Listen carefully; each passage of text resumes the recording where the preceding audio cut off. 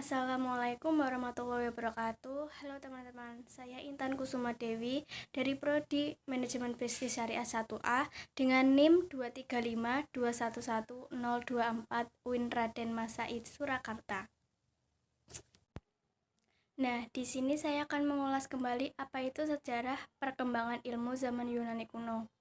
Periode filsafat Yunani merupakan periode sangat penting dalam sejarah peradaban manusia, karena saat itu terjadi perubahan pola pikir manusia dari mitos ke logos. Pola pikir mitosentris adalah pola pikir masyarakat yang sangat mengenal mitos untuk menjelaskan fenomena alam, seperti gempa bumi dan pelangi. Pada materi sejarah zaman Yunani kuno ini, kita akan membahas apa itu filosof alam.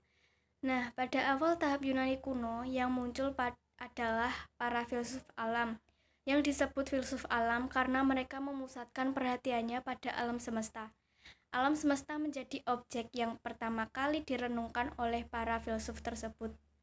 Dari sini kita bisa mengetahui awal mula filsafat alam yang dari bahasa Latinnya Pisopis naturalis yang istilahnya melekat pada penelaah alam fisik, yaitu sebagai lawan dan alam metafisika yang umum dikenal sebelum berkembangnya ilmu pengetahuan modern. Filosof alam yang mempelajari atau mendalami mengenai alam yaitu Thales, yang mendapat gelar sebagai bapak filsafat. Berbicara tentang kelahiran dan perkembangan filsafat, pada awal kelahirannya tidak dapat dipisahkan dengan perkembangan ilmu pengetahuan yang muncul pada masa peradaban kuno, masa Yunani. Pada tahun 2000 sebelum Masehi, bangsa Babylon yang hidup di lembah Sungai Nil yang berada di Mesir dan Sungai Efrat telah mengenal alat pengukur berat, tabel bilangan berpangkat, tabel perkalian yang menggunakan 10 jari. Piramida yang merupakan salah satu keajaiban dunia itu ternyata pembuatannya menerapkan geometri dan matematika, menunjukkan cara berpikirnya yang sudah tinggi. Selain itu, mereka pun sudah dapat mengadakan kegiatan pengamatan benda-benda langit, baik bintang, bulan, maupun matahari, sehingga dapat meramalkan gerhana bulan ataupun gerhana matahari. Nah, ternyata ilmu yang mereka pakai dewasa ini disebut astronomi. Di India dan Cina saat itu telah ditemukan cara pembuatan kertas dan kompas sebagai petunjuk arah. Nah, berikut merupakan tokoh-tokoh filsuf alam. Yang pertama, Thales, lahir di Miletos pada tahun 626 sebelum Masehi. Dia terkenal dari pemikirannya untuk mencari arke atau prinsip. Menurutnya, dunia ini harus ada suatu prinsip yang mendasari berbagai fenomena seperti pergantian musim, arus laut, jagat raya, dan sebagainya. Dan prinsip tersebut adalah air. Salah satu alasan mengapa ia memilih air adalah karena ia berpendapat bahwa panas dapat mengembalikan logam ke keadaan cair.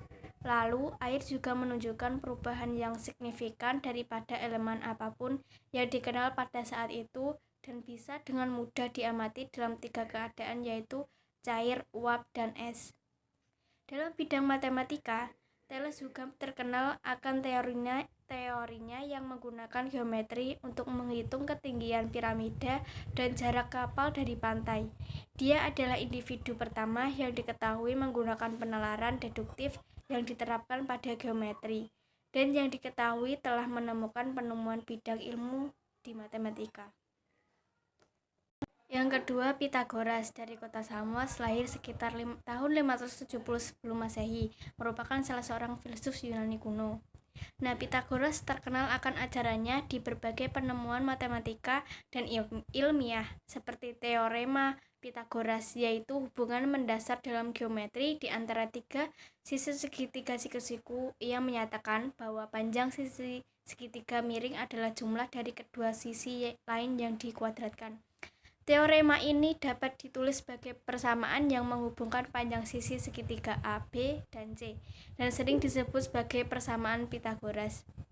Salah satu ajaran lain yang paling jelas dikemukakan oleh Pythagoras adalah metempsychosis, yaitu keyakinan bahwa setiap jiwa itu abadi, dan setelah kematian jiwa tersebut akan masuk ke dalam tubuh yang baru.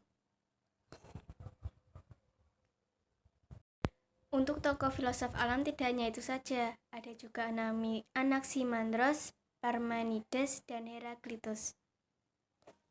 Nah, karena filosof alam yang dianggap belum cukup memberikan jawaban yang lebih memuaskan, maka timbullah kaum sofis atau filosof manusia yang merupakan ukuran kebenaran atau humanisme. Salah satu tokoh utama dari filosof manusia yaitu Protagoras dari tahun 481 sampai 411 sebelum Masehi.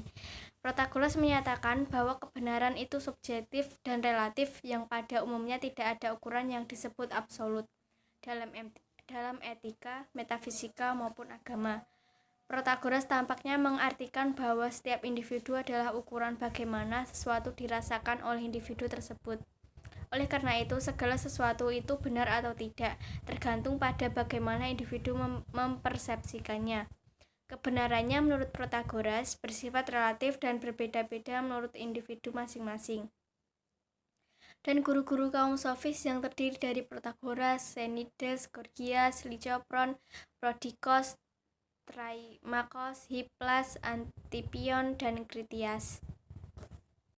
Lalu kelahiran kaum sofis yang disebabkan oleh 3 faktor, yaitu yang pertama, di masa kejayaan Athena atau ibu kota Yunani. Athena sendiri menjadi pusat dalam bidang intelektual dan kultural. Yang kedua, pada masa itu diterapkannya demokrasi langsung yang di mana setiap orang bebas berpendapat sehingga pada setiap orang butuh guru dan pendidikan untuk berpikir yang secara kritis maupun benar, lalu muncullah orang-orang sofis tersebut. Yang ketiga, atau yang terakhir ini, persentuhan dengan bangsa-bangsa lain. Kaum sofis banyak berbicara apakah peraturan yang ada berdasarkan kesepakatan sosial atau adat kebiasaan saja, atau disebut nomos, ataukah berdasarkan pada kodrat manusia yang disebut physis. Pada umumnya, kaum sofis menyatakan bahwa kehidupan sosial tidak memiliki dasar kodrat manusia dan merupakan kesepakatan manusiawi saja. Untuk para tokoh kaum sofis juga tidak Protagoras saja, melainkan ada Gorgias, Sokrates, Plato, dan kemudian Aristoteles. Nah, itulah penjelasan yang dapat saya sampaikan. Kurang lebihnya saya mohon maaf sebesar-besarnya. Sekian dan terima kasih. Wassalamualaikum warahmatullahi wabarakatuh.